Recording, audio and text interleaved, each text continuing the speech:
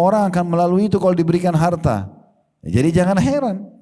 Itu kata beliau, jadi bersabar atas musibah yang menimpa hartanya.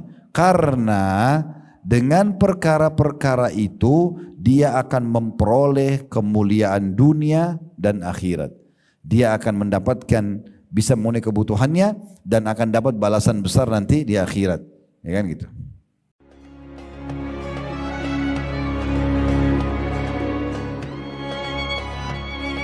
Assalamualaikum warahmatullahi wabarakatuh.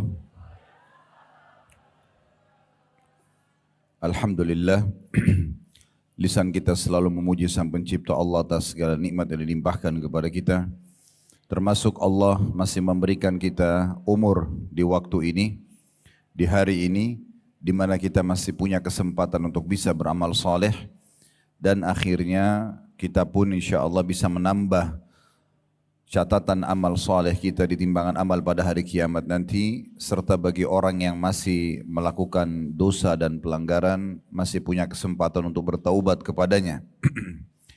Belum lagi nikmat kesehatan, peluang, ya, harta mungkin, makanan, minuman, pasangan hidup, keturunan dan segala macam hal. Allah Subhanahu wa taala perintahkan kita untuk menikmati dan bersyukur kepadanya. Dan Allah Subhanahu wa taala memudahkan syukur itu yang merupakan penyebab utama dari apapun yang kita sedang nikmati dari nikmat ini akan ditambah dengan kalimat yang sederhana sekali, yaitu alhamdulillah. Oleh karena itu jadilah orang yang selalu membasahi lidah dan bibirnya dengan kalimat ini. Selanjutnya kita panjatkan salam hormat kita kepada utusan Allah Nabi besar Muhammad sallallahu alaihi wa ala alihi wa sahbihi wasallam. Sebagaimana Allah telah memerintahkan kita mengucapkan salam hormat tersebut, dan sebagai balas jasa 23 tahun dari masa hidup beliau yang dihabiskan untuk agama ini. 13 tahun fase Mekah semuanya dengan hinaan, cacian, gangguan, dan puncaknya diusir dari kampung halamannya, dan kita tahu betapa beratnya seseorang kalau diusir dari kampung halamannya. Dan 10 tahun fase Madinah semuanya penyempurnaan agama ini, ekspansi penyebaran agama Islam sampai akhirnya Allah sempurnakan agama dan juga sampai kepada kita semua. Saya tentunya secara pribadi mengucapkan jazakumullahu khairan kepada semua teman-teman yang menjadi penyebab daripada pengajian kita bisa berjalan, walaupun jadwalnya mungkin sebulan sekali, asal insya Allah kita komitmen sama-sama mengikhlaskan niat untuk belajar agama Allah Subhanahu wa taala ini, baik dari saya dan juga teman-teman sekalian yang hadir, dengan juga metode pembedahan buku agar kita terbiasa untuk membaca buku dan juga kita punya referensi yang jelas, serta juga agar materi yang kita sampaikan sistematis karena berurut satu sama yang lain. Berikut lagi kita juga akan tambahkan cukup banyak informasi-informasi yang lain mungkin yang menguatkan penyampaian yang disampaikan oleh penulis tentunya. Jadi saya berterima kasih kepada Allah Subhanahu wa taala dulu, kemudian kepada seluruh jajaran teman-teman di RSUD Koja ini, dari direksi sampai semua teman-teman staf mungkin yang hadir, tidak bisa saya sebutkan satu persatu. Ataupun mungkin saya tadi dengar ada undangan disebarkan kepada RSUD yang lain. Kalaupun hadir dan siapapun intinya menjadi penyebab, semoga Allah Subhanahu wa taala menjadikan ini tambahan amal bagi Bapak Ibu sekalian. Baik, metode yang kita gunakan bedah buku. Buku yang kita bedah mungkin sudah dibagikan setahu saya, ditulis oleh Hasan bin Ahmad bin Hasan Hammam. Buku ini kalau menurut saya adalah salah satu buku yang sangat bagus, sistematis. Berkumpul di dalamnya banyak sekali ilmu. Walaupun sebenarnya mengerucut hanya membahas dua hal, tentang masalah keajaiban sedekah dan istighfar. Dan memang setelah sekian lama Bapak Ibu sekalian saya terjun di medan dakwah ini, subhanallah makin lama kita terjun, makin sering kita ceramah, maka makin Allah bukakan kunci-kunci rahasia dari seluruh amal yang ada. Dan saya melihat dua amal yang dibedah oleh penulis ini betul-betul mengerucut kepada tiket VIP kita. Saya punya metode dalam membedah buku, tidak tergesa-gesa menyelesaikannya, tetapi bagaimana kita mengambil pelajaran yang besar yang kita berharap nanti menjadi ilmu tambahan buat kita dan juga menambah iman serta semangat untuk kita menerapkan apa yang Allah Subhanahu wa taala turunkan sebagai syariatnya. Bahasa judul ini penting sekali. Keajaiban. Kenapa dikatakan keajaiban? Karena memang dua perbuatan ini betul-betul mendatangkan keajaiban yang luar biasa. Sebagaimana nanti Bapak Ibu akan dengarkan, buku ini dikuatkan dengan dalil-dalil perkataan para salafus saleh dan juga realita di lapangan bagaimana sedekah dan istighfar banyak sekali menyelesaikan perkara-perkara dalam kehidupan manusia. Kalau yang pegang buku di depan setelah judul keajaiban sedekah dan istighfar, di bawahnya ada kanker ganas sembuh lewat sedekah. Lalu koma sungguh ajaib. Ya. Di situ ada penjelasan walaupun tulisannya agak kecil. Saya masih membahas covernya dulu ya. Dikatakan seorang kaya raya terserang kanker ganas. Sehingga para dokternya memvonis tidak ada jalan kecuali mengamputasi sebagian anggota tubuhnya. Bagi teman-teman di rumah sakit tidak asing dengan kanker ini. Dalam suasana campur aduk antara rasa sakit, harapan sembuh dan vonis amputasi itu, dalam suatu perjalanan pulang dari konsultasi aktif di rumah sakit, dia tertegun melihat seorang nenek tua renta yang memungut tulang-tulang dan potongan-potongan daging kecil di sebuah tempat pemotongan hewan demi menyambung hidup. Oleh karena itu, dia membantunya dan bersedekah kepadanya. Doa pun terlanturkan dan terpanjatkan dari mulut si nenek untuknya. Hingga ketika beberapa hari kemudian, ketika dia kembali ke rumah sakit menjalani operasi, dokternya terperanjat heran. Apakah Anda berobat ke rumah sakit lain? Titik-titik. Maksudnya kisah ini masih bersambung dan ada di lembaran dalam buku ini. Ya.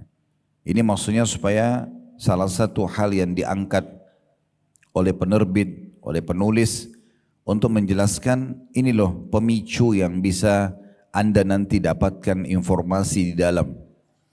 Kisah selanjutnya itu orang ini lalu ke rumah sakit yang sama. Pada saat akan diadakan operasi dan dicek ternyata kankernya sudah bersih total. Karena dia mengeluarkan pada saat itu uang semua yang dia miliki di kantong di saat itu. Kemudian dia berikan kepada nenek tersebut dengan niat bersedekah. Akhirnya Allah hilangkan penyakit dia. Kemudian di sebelah kirinya ya, ada keutamaan istighfar juga dikutip ya, oleh penerbit dan penulis ini. Beristighfar adalah pintu ampunan, pintu rezeki, pintu kesembuhan, menurunkan hujan, mendatangkan kemakmuran hidup, bahkan menghentikan kemandulan. Ada sejumlah kisah nyata di sini yang akan membimbing Anda untuk jujur mengatakan maha benar Allah dengan firman-Nya. Beristighfar kepada Rabb kalian. Sebagaimana Allah sebutkan dalam surah Nuh ayat 10 sampai ayat 11 terjemahannya, beristighfarlah kepada Rabb kalian, niscaya dia-nya besar kata ganti Allah, akan mengirim hujan kepada kalian dengan lebat, maksudnya untuk memenuhi kebutuhan kalian dengan air itu. Tumbuh-tumbuhan jadi tumbuh, hewan-hewan jadi hidup, manusia jadi hidup. Kemudian membanyakkan atau memperbanyak harta benda dan anak-anak kalian, dan juga menjadikan kebun-kebun, bahkan menciptakan sungai-sungai untuk kalian. Jadi di sini dari cover buku ini Bapak Ibu sudah diberikan secara umum kenapa penerbit menerbitkan buku ini dan penulis kenapa menulis judul keajaiban sedekah dan istighfar, karena dia nanti akan penulis akan menceritakan kepada kita kisah-kisah nyata dan itu betul terbukti serta siapapun yang mengikuti contoh itu dari rutinnya bersedekah dan seringnya beristighfar, dia akan melihat keajaiban dalam hidupnya. Saya sarankan Bapak Ibu sekalian, kalau punya buku seperti ini, biasanya kalau yang hadir di pameran buku atau ke toko buku, ada saja daya tarik untuk kita beli. Cuma masalahnya di tengah-tengah masyarakat kita, daya bacanya masih rendah. Kita malas sekali baca. Mungkin kalau beli buku seperti ini tidak terlalu tebal sebenarnya. Tapi untuk menghatam, menghabiskan itu bisa dikatakan jarang sekali. Oleh karena itu kita gunakan metode bedah ini supaya kita bisa menyelesaikan. Di lembaran pertama dari buku ini, atau tepatnya lembaran kedua ya, dari kalau kita buka buku ini, ada judul dalam bahasa Arab At-Tadawi bis Sadaqah, berobat dengan sedekah, terus di bawahnya At-Tadawi bil Istighfar, berobat dengan istighfar. Lembaran setelahnya dijelaskan siapa penerjemahnya, ya penerbitnya, dan selain judul asli dan juga judul terjemahan. Kemudian Bapak Ibu sekalian, maaf bukan menggurui tapi ini kena bedah buku. Saya selalu sarankan kepada seluruh jemaah dan waktu saya juga ngajar di kampus kepada teman-teman mahasiswa agar kalau beli buku yang paling pertama dilihat selain judul adalah daftar isi.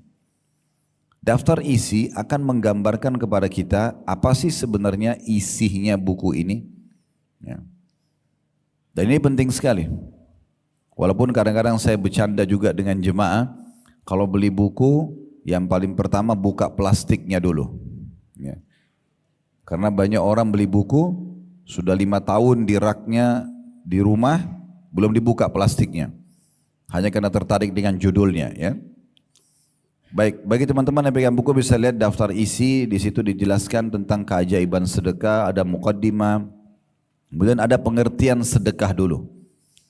Lalu kemudian di antara pendapat para salaf atau orang-orang saleh sebelum kita tentang sedekah. Lalu pahala sedekah dan buahnya. Nah, apa saja yang Bapak Ibu dapatkan nanti kalau bersedekah? Ada sedekah adalah pensucian dan pembersihan dosa. Sedekah adalah bentuk ketundukan kepada Allah dan Rasulnya. Seorang mukmin berada dalam naungan sedekahnya pada hari kiamat. Sedekah itu akan menghindarkan dari musibah dan menjauhkan dari kematian yang buruk. Sedekah adalah tanda dan bukti nyata dari iman yang benar. Sedekah itu sebagai tebusan bagi seorang muslim dari belenggunya. Nanti akan dijelaskan itu ya. Kemudian Allah SWT memberikan ganti kepada orang yang memberi sedekah. Dan pahala sedekah tidaklah terputus dari pemberinya setelah kematian, serta poin yang terakhir, sedekah itu menghapus dosa-dosa atau kesalahan. Nah ini 9 poin nanti akan kita bedah satu demi satu tentang masalah manfaat yang Bapak Ibu dapatkan kalau sedekah. Dan perlu Bapak Ibu garis bawahi, kita dalam Islam sangat dianjurkan kalau ingin mengerjakan sebuah perintah ibadah. Saya sudah tekankan di pengajian kita yang perdana ya, di bulan lalu. Walaupun kita belum bedah buku pada saat itu, masih tematik, maka saya titik beratkan, kalau Bapak Ibu ingin mengerjakan ibadah dan rajin mengerjakannya, contoh sholat malam, contoh sholat duha, contoh bersedekah, contoh bakti sama orang tua, jenguk orang sakit, bantu orang susah, dan seterusnya, maka Bapak Ibu mencari tahu janji Allah di ibadah itu. Kalau bahasa ceramah biasanya fadilahnya. Karena Bapak Ibu pastikan tidak ada satupun perintah agama untuk mengerjakan satu perbuatan kecuali pasti ada janji yang akan Bapak Ibu dapatkan. Sholat duha dapat apa, sholat malam dapat apa, sedekah dapat apa, haji dan umroh dapat apa, semua punya keutamaan. Dan pasti Allah kasih.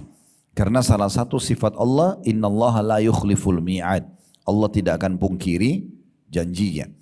Jadi 9 poin nanti yang akan dibahas itu adalah hal-hal yang Bapak Ibu akan dapatkan dengan mengerjakan sedekah. Dan saya pribadi Bapak Ibu sekalian menyarankan ini ya, coba praktek dengan penuh keyakinan sedekah ini, seriusi. Dan jadikan dia betul-betul sebagai sebuah pendekatan diri kepada Allah Subhanahu wa ta'ala. Dan tidak main-main memang. Betul-betul sedekah ini bisa menambah rezeki. Sedekah bisa menyembuhkan penyakit. Sedekah bisa memecahkan perkara-perkara yang sedang membebani kita, yang kita merasa itu adalah sebuah beban hidup. Bapak Ibu kalau hadapin masalah tidak selesai, selain berdoa, cari orang miskin, sedekah. Bahkan nanti akan kita pelajari Bapak Ibu sekalian, sedekah itu bisa meredam murkahnya Allah. Jadi kalau kita buat dosa, kemudian dosa itu pasti akan ada konsekuensi hukuman. Selain kita tobat kepada Allah, sedekah menghilangkan hukuman yang bisa datang karena efek daripada perbuatan pelanggaran kita itu.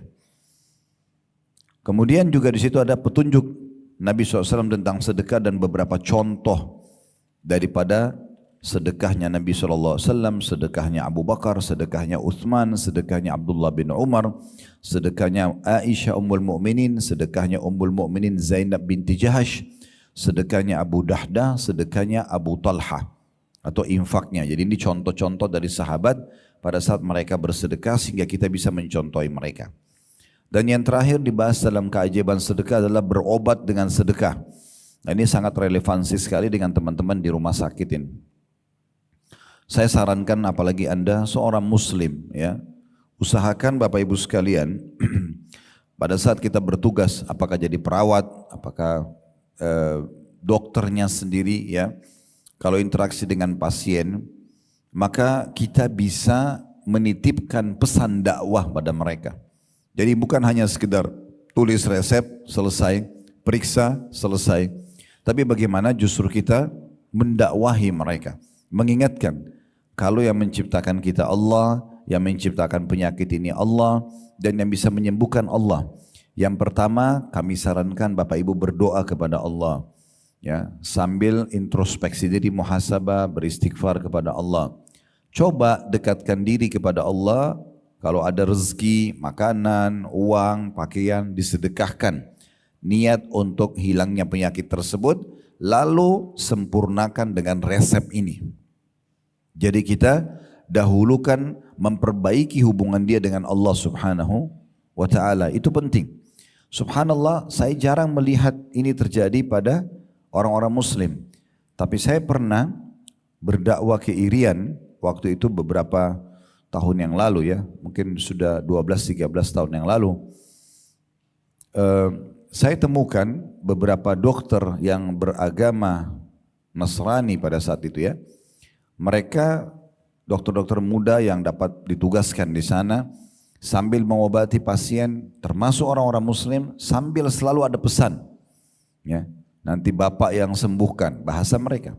Jadi itu hak mereka dalam mendakwakan agama mereka. Tapi kenapa kita umat Islam yang jelas-jelas kita bertauhid, mengesahkan Allah yang Maha Kuasa, kita meyakini Dia tidak beranak, tidak diperanakkan, Dia Maha Kuasa dan Dia adalah penyembuh, ya, dan Dia Raja yang sebenarnya, tidak menitipkan pesan ini kepada pasien kita atau kepada ya orang-orang yang kita kenal mungkin dari kerabat agar mengingatkan itu. Itu penting sekali. Berapa banyak pahala yang teman-teman medis ini bisa dapatkan pada saat pasien datang, diingatkan dulu kepada Allah Subhanahu wa ta'ala. Jangan lupa bahkan titip pesan saja. Nanti kalau minum obat baca bismillah ya. Nanti dengan tangan kanan ya, sambil berdoa kepada Allah agar ya disembuhkan. Karena obat dan dokter bukan penyembuh, tapi berusaha untuk membantu. Yang menyembuhkan adalah Allah. Titipkan pesan dakwah itu. Sehingga dia kalau melakukan nanti di rumah, Bapak Ibu akan panen pahalanya. Nah itu pesan juga yang bisa kita dapatkan. Kemudian di terakhir bahasan tentang sedekah nanti, itu cukup banyak kisah-kisah nyata. Ada mengobati luka, nanah dengan sedekah akhirnya sembuh. Sedekah menyebab sembuhnya seorang ibu, nanti ada kisahnya di sini titik-titik. Allah menyembuhkan kanker, tadi itu yang kita sempat bacakan sebagian kisahnya. Selamat dari kejadian tragis karena sedekah. Para dokter berkata harapan sudah tidak ada, tanda kutip. Sedangkan sedekah berkata harapan kesembuhan masih ada.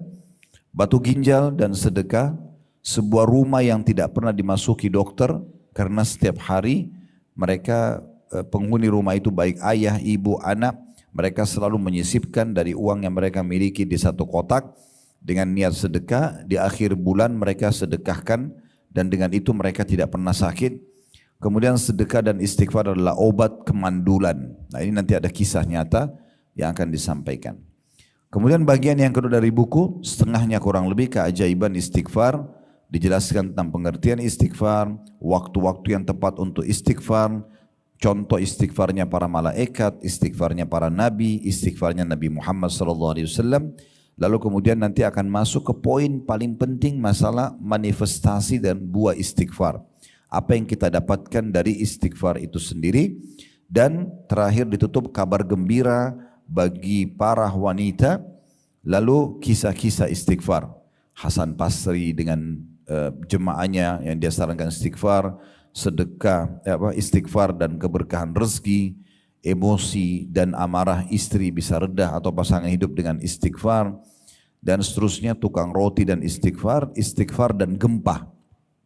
Itu kurang lebih gambaran umum dari daftar isi buku kita. Baik Bapak Ibu sekalian, mohon maaf saya sedikit panjang menjelaskan ini karena memang harusnya seperti itu kalau baca buku. Dan memang bedah buku seperti ini metodenya. Baik, sekarang saya akan masuk mulai di lembaran bahasan kita. Sedekah ini Bapak Ibu sekalian yang merupakan bagian yang sangat diperintahkan dalam syariat, ya, hukumnya sunnah. Hukumnya sunnah, bukan kewajiban. Tetapi beruntunglah orang yang menjadikan sedekah sebagai kendaraan dalam hidup dia untuk meraih ridho Tuhannya, untuk juga meraih ridhonya manusia. Karena orang yang dermawan suka bersedekah dicintai oleh Allah, karena Allah perintahkan sedekah itu, dan Allah pun maha dermawan. Dan orang yang dermawan pasti disukai oleh manusia. Bapak Ibu kalau berteman dengan orang yang royal, suka traktir, suka memberi, setiap ketemu ada saja hadiah yang dikasih kepada kita, pasti orang semua suka dengan orang seperti ini. Sebaliknya, lawan daripada dermawan, ya, artinya orang yang suka sedekah adalah orang yang bakhil, pelit. Semua orang yang pelit dibenci sama Allah. Bahkan Bapak Ibu perlu tahu ya, lawan dermawan atau pelit itu bagian dari dosa besar. Dosa besar, bukan dosa saja. Tapi dosa besar kalau orang pelit dan akan membuat manusia menghindar dari dia. Semua orang tidak suka dengan orang yang pelit. Kalau ada orang mungkin paras wajahnya biasa saja, postur tubuhnya biasa saja, tapi dia sangat dermawan, suka berbagi kepada kita. Bahkan mungkin roti pun yang dia beli satu tetap dibagi dua antara dia sama temannya misalnya. Pastikan orang ini walaupun mungkin kurang secara fisik akan disukai oleh manusia. Dan dia disukai oleh Tuhannya dan akan dapat pahala dengan sedekahnya.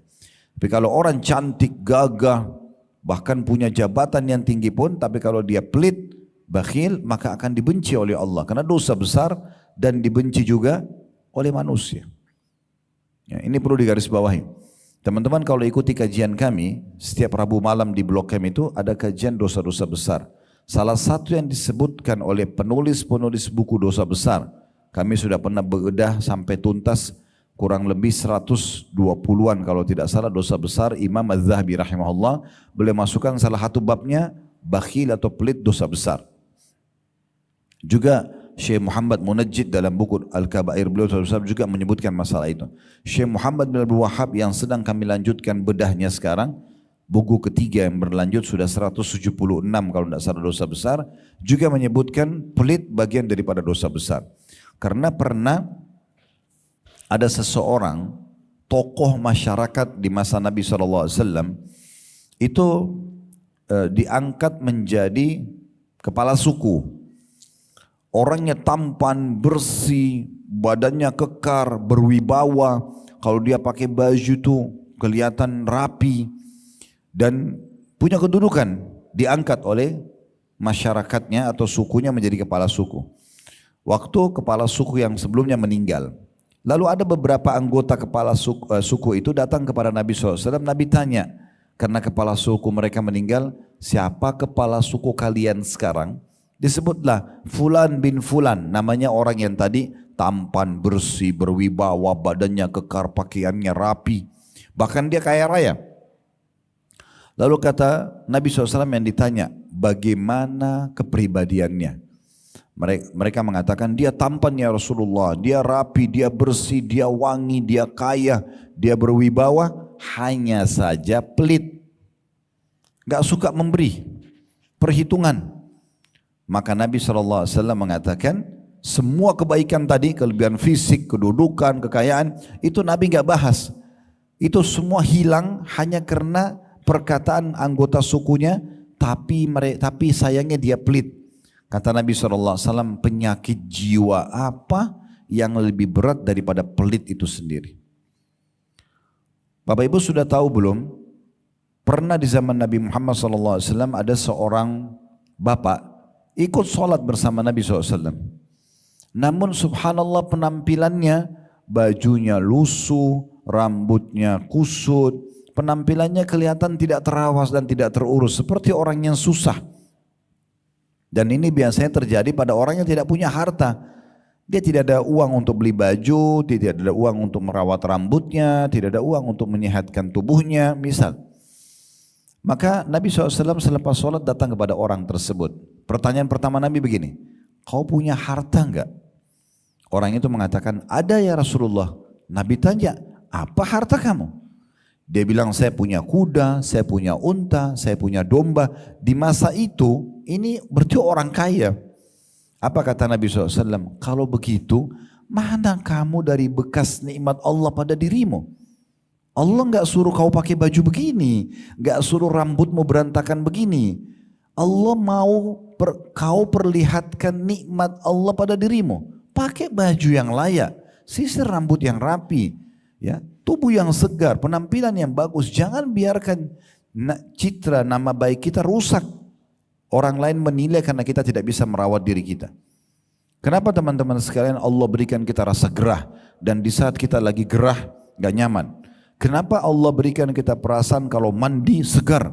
Bahkan ide kita jadi lebih brilian, kita jadi lebih percaya diri ketemu sama orang. Agar kita selalu mandi, jaga kebersihan itu. Kenapa kita pada saat pakai baju rapi, kita percaya diri. Kenapa kita kalau pakai baju yang robek atau kusut, kita merasa kurang percaya diri. Kenapa kita pada saat wangi mulut habis sikat gigi, percaya diri bicara sama orang. Kenapa pada saat kita habis makan atau kurang wangi mulutnya, kita tidak percaya diri. Kenapa jenazah dimandikan, padahal sebentar lagi sudah dibungkus kain kafan akan dimakan oleh tanah, semua orang tahu. Benda apapun kita masukin ke dalam tanah, ditutup sama tanah, itu akan habis nanti. Ada belatung tanah, ada ulat tanah, habis. Dan Nabi SAW sudah bilang, semua jasad kalian akan dimakan oleh tanah, kecuali tulang ekor kalian yang darinya Allah akan bangkitkan kalian. Tapi kenapa harus dimandikan? Kenapa pakai kain kafan baru? Toh dia sebentar lagi akan hancur badannya. Kenapa kita nggak geletakin aja begitu? Karena Allah mau kita selalu dalam kondisi bersih, rapi, menunjukkan nikmat Allah Subhanahu wa taala. Dan sedekah yang paling afdal adalah sedekah pada diri sendiri. Diri sendiri, kita mulai dari diri kita. Ya. Kata Nabi SAW kepada seorang sahabat yang pernah mengatakan, ya Rasulullah, saya punya harta, dirham. Kalau kita sekarang uang, duit saya ada. Siapa orang yang paling pantas saya sedekahkan? Kata Nabi SAW, dirimu dulu. Diri kita sendiri. Beli pakaian yang pantas, ya. Beli mungkin sabun dan sampo yang bagus, beli sepatu yang bagus, yang penting tidak mubazir, tidak berlebihan, tapi jangan juga hinakan diri kita. Kita berada di tengah-tengah, sesuai dengan kebutuhan bukan keinginan. Ya. Jadi betul-betul kita harus tahu masalah ini, supaya jangan sampai kita keliru. Ya. Nabi SAW sangat senang kalau ada orang yang berpenampilan, dan beliau sendiri mencontohkan itu, beliau sendiri suka dengan bersih dan rapi. Ya. Dan beliau juga seringkali tampil di hadapan para sahabat dengan rapi dan bersih. Kalau pernah dengar Abu Hanifah rahimahullah, ini salah satu dari 4 imam madhab. Ada Imam Abu Hanifah, Imam Malik, Imam Syafi'i, Imam Ahmad. Ini 4 madhab yang sekarang umat Islam umumnya di dunia mengikuti madhab mereka, ya, atau susunan, ya, hukum syariat yang sudah mereka susun sebagai sebuah panduan bagi umat Islam. Abu Hanifah ini terkenal sekali kalau dia lagi jalan satu tempat wangi, dia bersih, ya. Kalau dia tampil pengajian, dia selalu coba tampil prima, ya, sebagai contoh bagi orang. Sampai kalau beliau lewat, itu orang-orang tahu, oh, Abu Hanifah baru lewat sini karena wanginya tercium. Abu Hanifah ini pernah habis sholat, dia temui ada satu orang di masjidnya yang sama tadi mirip dengan kejadian Nabi. Orangnya agak kusut penampilannya, kurang rapi. Lalu kata kata Abu Hanifah, coba kamu pergi ke sejadah saya di mihrab. Kebetulan Abu Hanifah imam masjid di situ. Beliau mengatakan pada orang itu, coba kamu ke mihrab, angkat sejadah saya, di bawahnya ada sebuah kantong, bawa ke sini. Maka orang itu datang ke sana, diambil kantong tersebut lalu dia bawa. Rupanya isinya uang cukup banyak. Maka kata Abu Hanifah, ambillah, perbaikin hidupmu. Sebagai sedekah dari Abu Hanifah. Orang itu mengatakan, wahai imam, kalau imam gitu kita sekarang kiai, ustadz ya. Wahai imam, saya orang kaya. Abu Hanifah heran, kau orang kaya, tapi kenapa penampilanmu seperti ini? Lalu kata Abu Hanifah menyebutkan hadis Nabi SAW, Inna Allah yuhibbu an yara athara ni'amih ala abdi. Allah suka melihat bekas nikmat pada hambanya. Jadi itu dulu yang perlu diperhatikan, sedekah penting untuk diri sendiri. Yang penting jangan berlebihan dan ingat sumbernya halal. Kemudian yang kedua, mulai dengan orang-orang yang terdekat kepada kita. Karena sahabat tadi bilang, waktu dia bilang, ya Rasulullah saya punya harta, saya punya dirham, siapa yang paling layak saya sedekah? Kata Nabi SAW, dirimu sendiri. Lalu dia bilang, kalau saya masih punya lagi, sudah selesai, kebutuhan saya sudah terpenuhi. Kata Nabi SAW, anakmu. Lalu dia mengatakan, kalau saya masih punya, istrimu. Kalau saya masih punya, pembantumu. Kalau saya masih punya, kata Nabi SAW, engkau lebih tahu setelah itu. Jadi memang bab sedekah ini adalah bab yang diperintahkan sekali dalam agama Islam. Untuk diri kita, untuk lingkungan kita. Dan sebagaimana saya bahasakan tadi teman-teman, kita kalau terbiasa sedekah, pahalanya besar melimpah. Sebagaimana tadi garis besar sudah saya bacakan daftar isi, apa yang kita dapatkan kalau sedekah. Ya. Yang paling sederhana, semua yang Bapak Ibu keluarkan akan bernilai ibadah di sisi Allah Subhanahu Wa Taala karena sedekah perintah. Dan yang kedua, pasti Allah ganti. Pasti Allah ganti. Salah satu dari 9 poin itu ada pasti Allah mengganti sedekah kita. Kalau Bapak Ibu ingin memperhatikan dalilnya ada disebutkan dalam surah Saba. Surah nomor 34 ayat 39. Potongan ayat wa ma anfaqtum min syai'in fahuwa yukhlifu. Yang kalian keluarkan di jalan Allah pasti akan diganti. Ini masalah sedekah. Nah mulai sekarang teman-teman coba jadikan sedekah sebagai sebuah program hidup. Sehingga kita meraih pahalanya, kita meraih balasannya, Allah akan gantikan. Dan mulai dari diri kita, kemudian orang-orang di sekitar kita.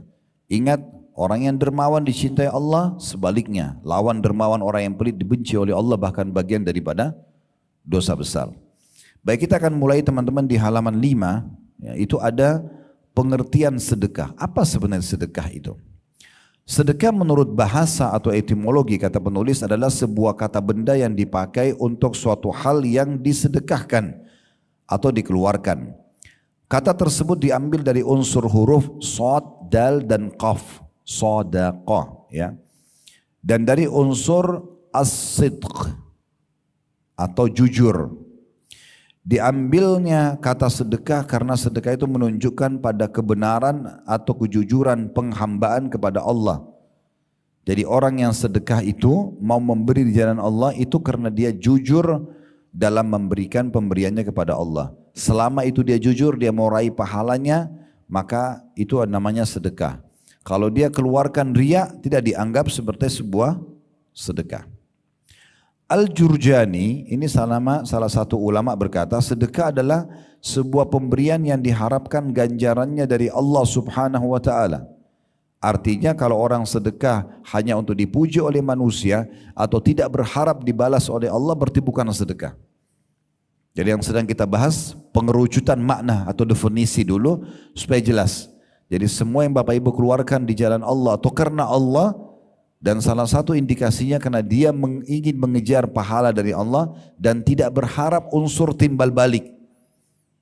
Kita beri makanan, kita beri pakaian, kita beri uang, tidak berharap pujian, tidak berharap balasan dari orang tersebut. Kalau orang itu kita beri makan, dia balas makanan, kita beli pakaian, dia balas pakaian, itu pemberian boleh kita terima, tapi bukan itu target kita. Kalau karena Allah kita tidak akan berharap balasan kecuali dari Allah. Itu makna definisi sedekah di mata para ulama. Kemudian dikatakan sedang Ar-Ragib. Ar-Ragib ini Al-Asfahani, nama seorang ulama juga berkata, sedekah adalah harta yang dikeluarkan oleh manusia dengan maksud ibadah. Jadi kapan dia keluarkan harta bukan niat ibadah, berarti bukan sedekah. Seperti zakat, akan tetapi sedekah itu pada dasarnya disyariatkan untuk suatu perkara yang disunnahkan. Sedangkan zakat untuk suatu hal yang diwajibkan. Jadi kalau zakat kan bagi yang mampu, kalau sedekah itu wajib bagi yang mampu. Kalau sedekah ini itu ya dikeluarkan oleh siapa saja. Kalau zakat itu ada jenis-jenis perincian. Uang, emas, perak dikeluarkan dari jenis yang sama. Kalau Bapak Ibu punya peternakan, kambing, sapi, ya, unta, dikeluarkan dari jenis hewan itu zakatnya. Kalau kita panen hasil perkebunan, dikeluarkan juga dari hasil kebun itu untuk zakatnya. Itu pun ada syarat dua. Syarat mutlak yang pertama haul, masa 1 tahun dari uang yang kita simpan, yang kita investasikan, dari hasil panen, ya, dari hasil pertambangan, bisnis dan seterusnya, ada 1 tahun. Ada juga kalau perkebunan setiap panen, tapi setiap daripada itu 1 tahun. Kemudian ada yang kedua nisab, kadar minimal dia. Kalau harta kita 85 gram emas setiap bulan sama sampai bulan ke-12, baru kita keluarkan di bulan ke-12 2,5%-nya. Tapi kalau dalam 12 bulan ini Bapak Ibu sekalian, bulan pertama Januari misalnya kadar uang kita yang kita simpan dan kita investasi nilainya 85 gram emas. Jadi kalau kita hitung sekarang 1 juta 1 gram berarti 85 juta uang tabungan ibu dan bapak dan disimpan atau diinvestasikan. Bulan Januari sama 85 gram emas, bulan Februari sama, Maret sama, terus sampai 12 bulan ke depan, maka nanti di ujungnya bulan ke-12 Bapak Ibu keluarkan 2,5% zakat, ini wajib. Tapi Allah ringankan zakat itu, karena dia kewajiban. Kalau bulan pertama, bulan kedua, bulan ketiga, bulan keempat, bulan kelima, bulan keenam, bulan ketujuh misalnya semuanya sama nih, 85 gram emas setiap bulan. Bulan ke-8 Bapak Ibu kebetulan ada kebutuhan, biaya rumah sakit, biaya apalah sekolah anak, tiba-tiba di bulan ke-8 turun di bawah 85 gram emas. Tadinya uang kita 85 juta ke atas, sekarang sisa 70 juta misalnya, karena dipakai 15 jutanya untuk kebutuhan di bulan ke-8.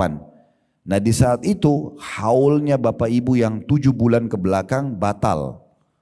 Ya, terbatalkan. Kapan mulai lagi dihitung haul untuk zakat? Kalau bulan depan, bulan ke-9 ternyata dia sampai lagi 85 gram emas, mulai dihitung bulan pertama dari haul itu. Begitu kalau zakat hitungannya ya. Tapi kalau sedekah tidak ada haul, tidak ada masa 1 tahun, tidak ada nisab, kadar minimal, tidak ada persentase 2,5%. Bapak Ibu dianjurkan bersedekah bukan setiap hari, setiap saat, setiap ada kesempatan. Lewat sebuah masjid ada kotak amal untuk menerima infak dan sedekahnya jemaah yang lewat karena mau renovasi masjid atau ada kegiatan. Bapak Ibu taruh uang, maka itu sudah dianggap sedekah ya. Dan dalam 1 hari bisa berulang kali kita bersedekah. Contoh misalnya Bapak Ibu ingin mengejar hadis Nabi SAW, siapa yang membangun rumah Allah di muka bumi, maka Allah akan bangunkan baginya istana di surga. Maksudnya siapa yang membangun masjid. Ada masjid dekat rumah lagi renovasi, kita lewat pagi hari mau ke rumah sakit ini misalnya sedekah 10.000 rupiah misalnya. Berarti kita sudah dapat istana di surga. Pulang sore kotak amal masih ada karena masjid masih belum selesai, dananya belum cukupi, sedekah lagi, dapat lagi istana di surga. Berulang-ulang kita bisa dapatkan dengan adanya peluang sedekah tersebut. Ya. Dan Allah Subhanahu Wa Taala itu maha kaya. Allah kalau membalas Bapak Ibu sekalian, bukan kita keluarkan 10.000 Allah kasih 10.000, tidak. Allah akan kasih banyak hal. Bisa Allah kembalikan harta, Allah kasih berlipat-lipat ganda, atau Allah berikan misalkan dengan 10.000 sedekah, kesehatan 1 tahun atau 2 tahun tidak sakit, atau Allah berikan keberkahan, anak jadi bakti, atau tadinya mandul bisa melahirkan, bisa hamil dan seterusnya. Banyak hal yang Allah kasih dari sedekah tersebut.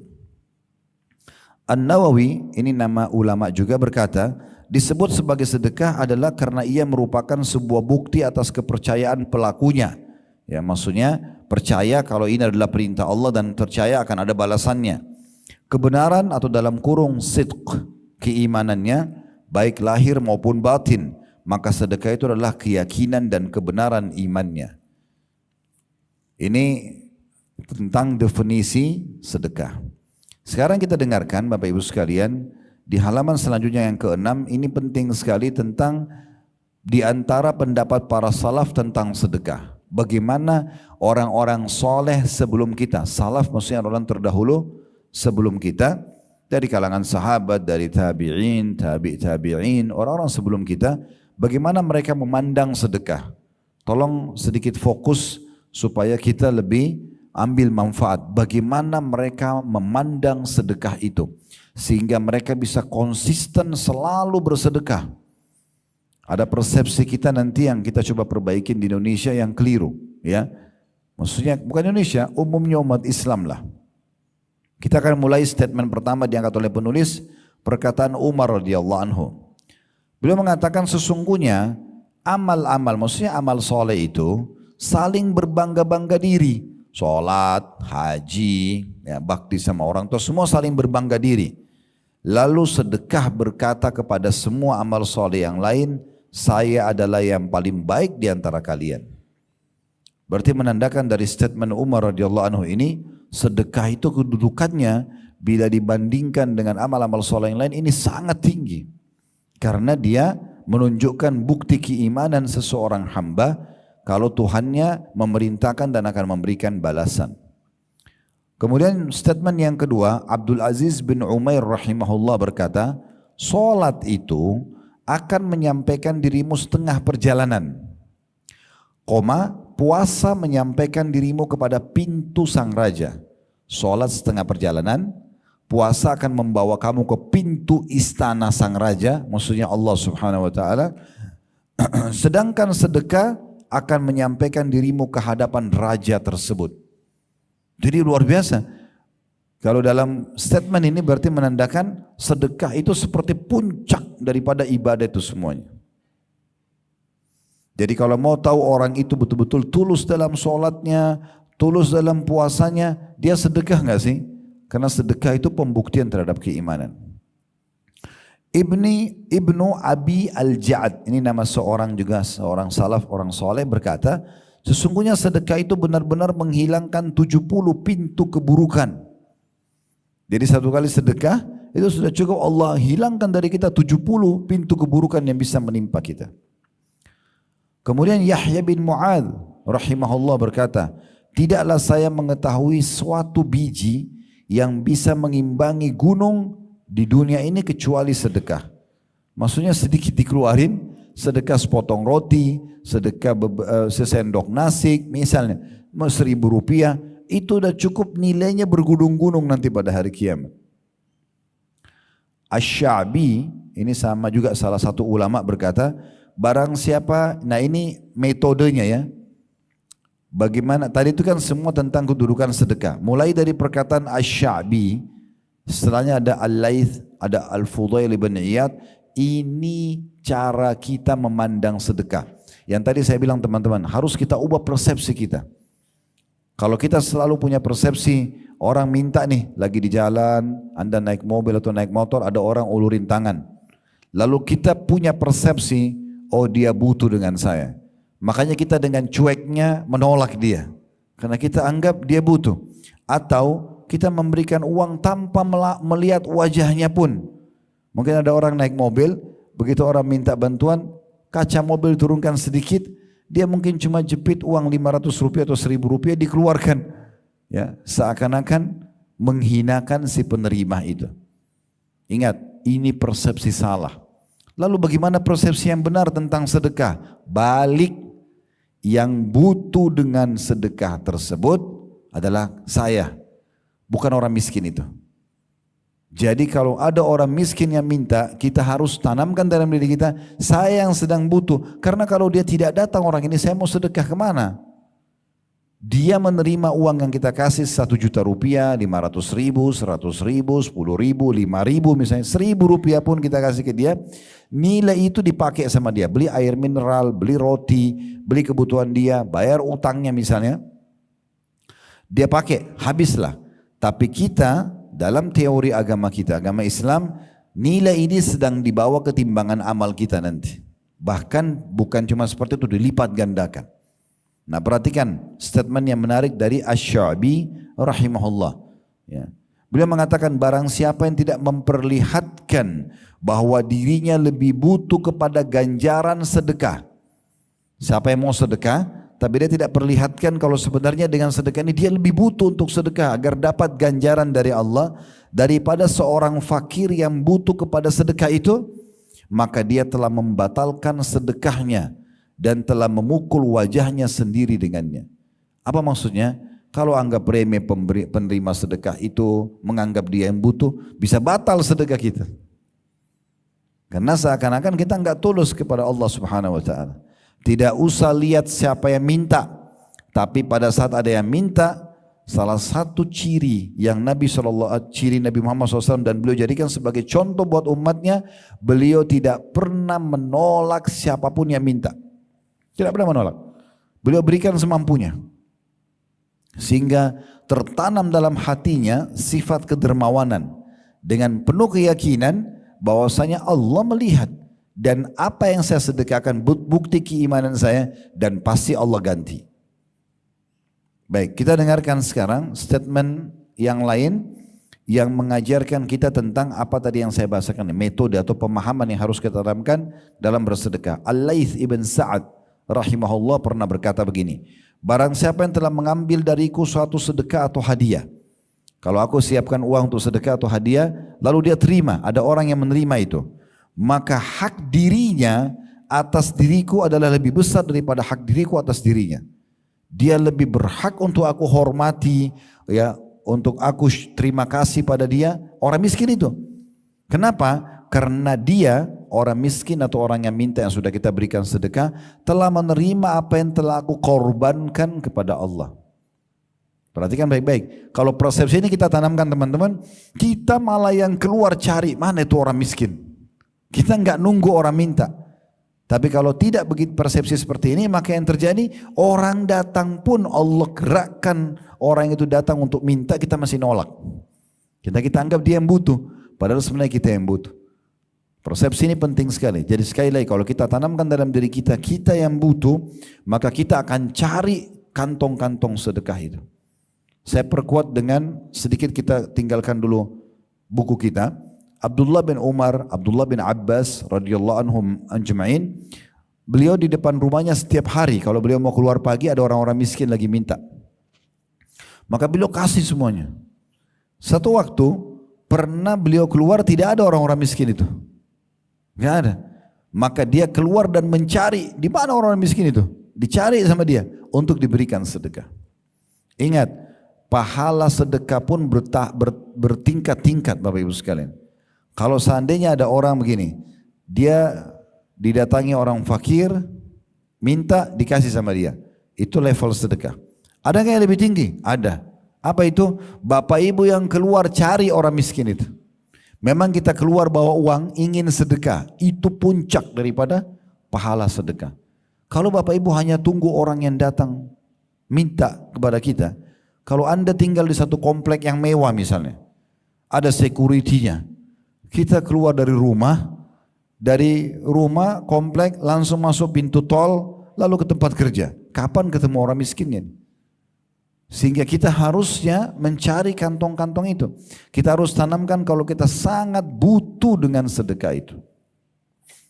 Perhatikan sini perkataan Fudail bin Iyad rahimahullah. Ini perkataan yang sangat menarik. Jadi Fudail bin Iyad ini seorang ulama tabi'in yang terkenal dengan kesolehannya. Dia pernah menyiapkan beberapa bungkusan ya untuk disedekahkan. Dan setelah dia berikan kepada orang-orang itu, dia berkata begini, berkata kepada orang-orang yang telah menerima sedekahnya.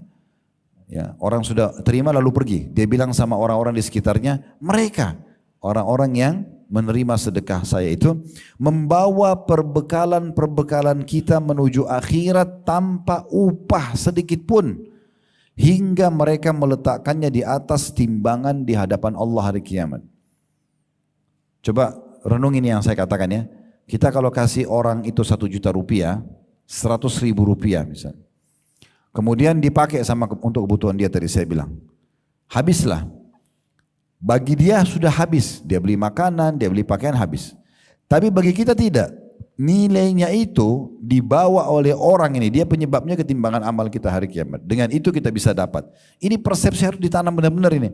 Sehingga kita selalu merasa kita yang butuh dengan sedekah itu. Dan dengan ini kita tidak akan pernah menolak siapapun yang minta sama kita. Kasih saja. Ya. Kemudian ada statement selanjutnya. Ini statement Ali bin Abi Thalib yang perlu juga kita renungi. Nanti kita tutup dengan ini ya. Insya Allah nanti tentang pahala sedekah dan buahnya kita akan bahas di pertemuan akan datang ya. Kita bahas statement ini. Jadi statement Ali bin Abi Thalib ini Bapak Ibu sekalian menjelaskan kepada kita poin penting. Apa itu? Kalau Bapak Ibu sedang Allah kasih kayak sekarang Masya Allah teman-teman punya profesi pekerjaan. Ada jabatannya ya. Bekerja misalnya. Nah pekerjaan ini teman-teman sekalian mendatangkan income buat kita. Fahami baik-baik, berarti Allah sudah memberikan rezeki kepada kita. Siapa yang diberikan seperti ini, apalagi kalau sampai besar gajinya, atau dia bahkan selain kerja punya usaha, punya income tambahan. Harta itu bukan hanya buat kita. Ada hak orang lain di situ. Jangan pernah pelit ini. Jadi kalau kita punya tabungan 100 juta itu bukan punya kita sendiri. Buktinya kita kalau mati pada hari itu juga, itu jadi hak orang lain bukan? Jadi warisan. Jangan gitu. Jadi bukan punya kita. Gunakan buat kita secukupnya, selebihnya sedekahkan. Kasih ke orang. Pasangan hidup, ke anak, suami kasih istri. Istri punya kelebihan, boleh gak kasih suaminya? Boleh. Walaupun bukan kewajiban bagi perempuan. Kasih ke anak, kasih ke pembantu, kasih ke tetangga. Perhatikan Ali mengajarkan kepada kita. Statementnya adalah, barang siapa yang telah diberikan suatu harta oleh Allah, maka saran beliau dan ini hukum syariat, hendaklah ia menyambung kekerabatan dengannya. Justru perkuat silaturahim dengan uang itu. Ingat orang tua kita di kampung, kirimkan mereka sedikit dari gaji kita, ya. Ada saudara kita yang butuh bantuan, mungkin ada janda saudara kita, mungkin ada yang duda, mungkin ada yang masih butuh biaya sekolah. Kita punya kelebihan, kasih ke mereka. Hendaklah dia menyambung kekerabatan dengannya, memperindah jamuan untuk tamunya.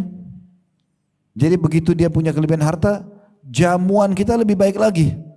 Kalau tadinya kita pas-pasan, kita cuma bisa kasih sepotong kue atau roti sama air, sekarang Allah sudah berikan lebih rezeki. Kasih dia nasi box. Lebih bagus lagi, kasih tambahan buah. Perindah jamuan buat tamu. Tujuannya untuk apa? Supaya harta itu jadi berkah. Allah kan kasih tambahan nanti dengan itu. Lalu kemudian menolong seseorang yang membutuhkan. Kemudian membebaskan tawanan. Ya di masa dulu kalau ada peperangan, supaya tawanan bebas kan ditebus ya. Kemudian Ibnu Sabil itu orang terputus jalan. Ada orang dari Surabaya datang ke Jakarta dirampok di terminal. Datang ke kita, saya mau pulang mas, saya mau pulang pak, saya mau pulang bu, mbak, tolong bantu saya transportnya 30.000. Oh ya silakan, langsung kasih. Dia pulang kita dapat pahalanya gitu. Jangan bilang setan bisikin nih, kayaknya dia bohong nih.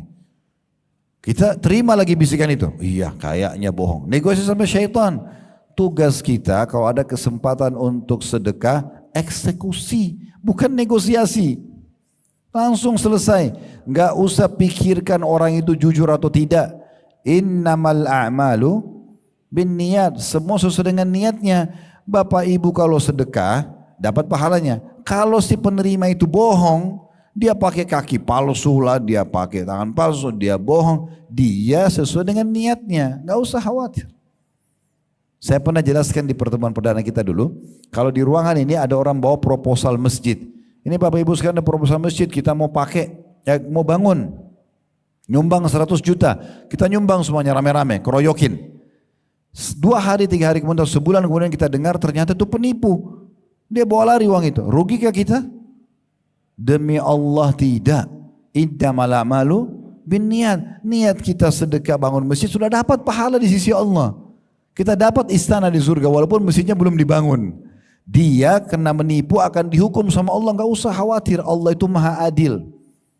Ya, ini statement perlu sekali difahami. Saya kembali ulangi ya, kata Ali bin Abi Thalib, barang siapa yang telah diberikan suatu harta, hendaklah dia menyambung kekerabatan dengannya, memperindah jamuan untuk tamunya, menolong seseorang yang membutuhkan, membebaskan tawanan, ibnu sabil orang terputus jalan, membantu orang-orang fakir miskin, para mujahidin, dan ini garis bawah ini penting banget nih, dan dia bersabar atas musibah yang menimpa hartanya. Ternyata harta yang kita punya, gaji yang kita punya, hasil bisnis kita yang kita punya, di situ ada hak kita, ada hak orang lain untuk kita bantu, dan akan ada ujiannya. Kita utangin orang dia tidak bayar, itu ujiannya. Kita investasi rugi, ditipu orang, itu ujiannya. Sabar. Semua orang akan melalui itu kalau diberikan harta. Jadi jangan heran. Itu kata beliau, jadi bersabar atas musibah yang menimpa hartanya. Karena dengan perkara-perkara itu dia akan memperoleh kemuliaan dunia dan akhirat. Dia akan mendapatkan, bisa memenuhi kebutuhannya dan akan dapat balasan besar nanti di akhirat. Ya kan gitu. Yang terakhir di sini ada 2 statement ya. Ada satu statement ya. Maaf, cuma tinggal 1 di sini, tapi nanti di paragraf terakhir ada juga statement yang menarik untuk dibahas. Kita tutup dengan ini. Statement Abu Hatim rahimahullah, seorang ulama tabi'in. Beliau memberikan perumpamaan supaya kita faham. Beliau mengadakan perumpamaan antara bakhil, orang pelit dan dermawan. Ini kan tidak bisa ketemu seperti minyak sama air. Orang dermawan suka memberi, royal. Ingat, royalitas dermawan akan mendatangkan loyalitas. Enggak akan ada loyalitas orang baik dengan kita bersahabat, pasangan kita sayang sama kita, anak-anak patuh, tanpa ada royalitas enggak bisa. Loyal itu akan datang kalau royal dulu. Kita mau semua orang dengar kita, tapi pelit, gimana caranya? Enggak bisa muncul loyal tanpa royal, enggak bisa. Ya, itu penting sekali. Abu Hatim berkata, bakhil, orang yang pelit itu adalah sebuah pohon di neraka. Karena dia dosa besar kan, penyebab masuk neraka. Bakhil sebuah pohon di neraka, sedang ranting-rantingnya ada di dunia. Maka barang siapa yang bergelantungan pada salah satu dari ranting-ranting itu, niscaya ia akan menjerumuskannya ke dalam neraka.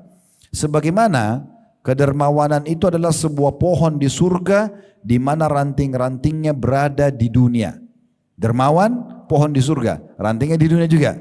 Dan barang siapa yang bergelantungan pada salah satu ranting-rantingnya, niscaya ia akan membawanya ke surga. Dan surga itu adalah tempat orang-orang dermawan. Apa maksudnya? Neraka tempatnya orang-orang bakhil. Ya. Ada jemaah saya buat kesaksian begini teman-teman. Banyak sekali nih. Setelah saya bahas tentang sedekah, mereka baru tergugah dan mereka praktekin. Ada sampai bilang sama saya begini, Ustaz, semenjak saya dengar ceramah Ustaz, saya jadi ketagihan sedekah. Karena betul apa yang disampaikan. Setelah sedekah Allah datangkan rezeki yang tidak masuk di akal. Makin besar saya keluarkan, makin besar datang. Ingat, mau dapat ikan paus pakai kapal tanker. Kalau pakai kail kecil nggak bisa. Ya? Celengan masjid lewat kasih 2.000. Minta kesehatan, keturunan, keselamatan 2.000 rupiah. Bakhil.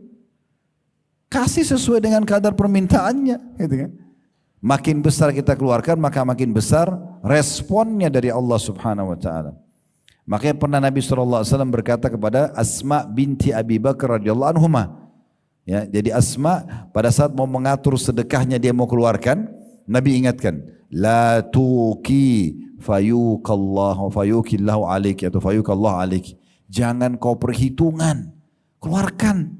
Royal aja jalan Allah kasih. Kalau kau perhitungan, Allah juga akan perhitungan denganmu. Ini perkataan Nabi SAW kepada sahabat, kasih keluarin. Abdurrahman ibn Auf, Bapak Ibu sekalian, pernah kedatangan keuntungan 1 peti emas. Dia bingung mau diapakan nih? Sedekain. Besok datang 2 peti. Sedekain semuanya. Datang 3 peti. Gak pernah miskin dia. Gak pernah miskin. Nah, siapa yang membuat kita selalu ragu, teman-teman? Saya kan kalau punya uang 10 juta, saya sedekah 1 juta ke anak yatim, kan secara rasional sisa 9 juta dong. Itu perhitungan kapitalis, mereka nggak pakai iman. Kalau kita beda, 1 juta saya keluarin, itu investasi. Allah akan ganti minimal 10 kali lipat, bahkan lebih daripada itu. Sebagaimana Allah jelaskan dalam Al-Quran, man ja'a bil hasanati falahu asyru amsalihha. Siapa yang mendatangkan 1 kebaikan, Allah akan balas 10 kali lipat. Tapi jangan hitungannya begini ya. Oh, kalau saya sekarang kasih cadangan masjid 1 juta, bantu orang tua saya atau kerabat 1 juta, berarti hitung-hitungannya saya dapat 10 juta dong. Bukan. Itu kalau Bapak Ibu batasi rezeki cuma duit. Bisa saja 1 juta itu Allah bukakan kita ya jabatan yang lebih baik di tempat kerja.